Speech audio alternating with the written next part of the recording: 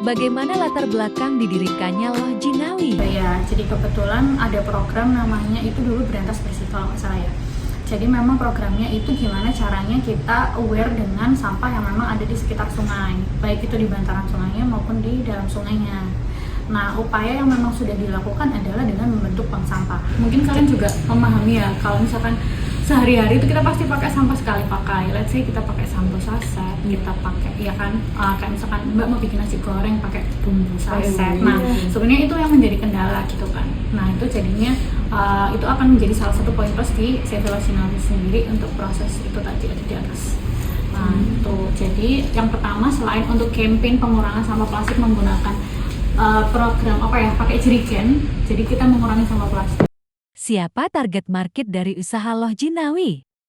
Jadi untuk target marketnya adalah para ibu rumah tangga yang mereka setiap harinya beraktivitas di rumah dan secara rutin menghasilkan sampah anorganik seperti kemasan plastik, botol, kaleng, dan bahan anorganik lainnya. Mereka memiliki peran penting dalam pengelolaan sampah di tingkat rumah tangga. Konsep pemasaran Loh Jinawi berfokus pada pengoptimalan pemasaran digital, termasuk pembuatan akun digital marketing, sosialisasi, dan pelatihan digital marketing. Loh Jinawi Group memiliki website yaitu Loh Jinawi Group yang dapat diakses. Nah, di dalam website tersebut terdapat informasi-informasi terkait Loh Jinawi Group.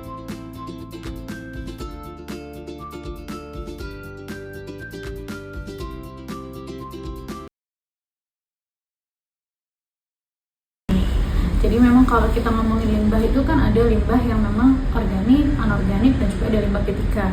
Nah, tapi kalau untuk Loh Jinawi sendiri memang fokusnya ada di limbah anorganik. Mengajarkan dari situ, tapi gimana kita mengelola sampahnya itu dari rumah. Jadi misalkan ibu-ibu nih habis masak ya, oh pakai bumbu ini. Nah, udah selesai bumbunya habis, dia akan menyimpannya sendiri.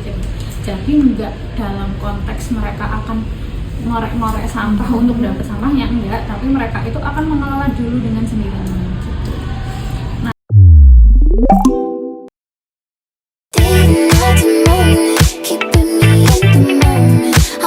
Kami kumpulkan dan kami olah menjadi flakes atau cacahan plastik multilayer, lalu disalurkan ke industri daur ulang, agar sampah plastik ini tidak sampai mencemari lingkungan.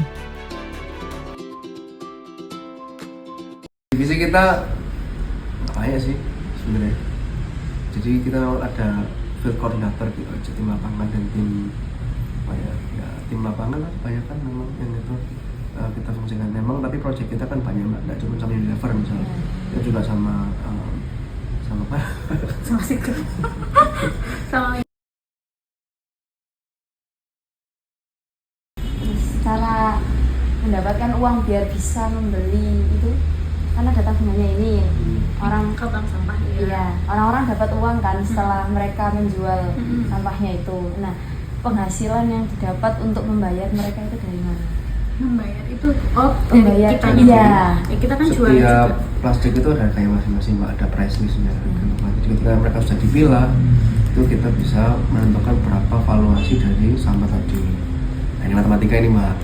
Nah, setelah itu nanti kita cari marginnya.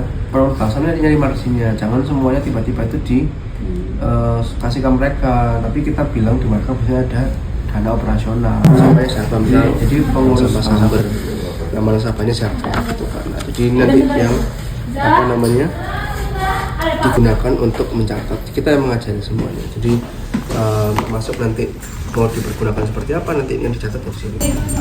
Biar enggak banyak sampah plastiknya dari jadi kita tawarkan juga kepada bersama-sama itu untuk menjual produk kita. Jadi kita punya ini produknya banyak ini ya kan. Kita sampai hari ini sudah menjual sekitar 170 juta.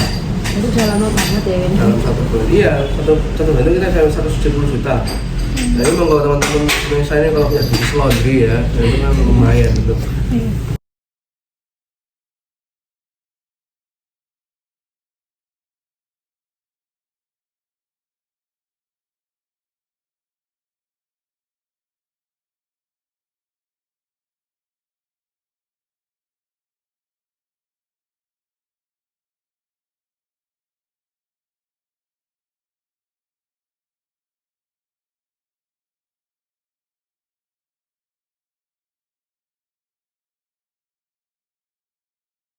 Jadi kemasan-kemasan yang memang ini namanya kemasan low value atau kemasan yang bernilai rendah. Jadi nggak banyak pengepul itu proses ini. Jadi mungkin teman-teman kayak oke lah Mbak, aku mau jual gelas, aku mau jual botol, banyak banget nih yang terima gitu. Tapi dengan sampah-sampah jenis ini sebenarnya tuh nggak banyak diterima gitu. Jadi sebenarnya itu jadi salah satu poin di kami juga memproses ini sebagai upaya pengurangan sampah plastiknya. Jadi sampah plastik low value.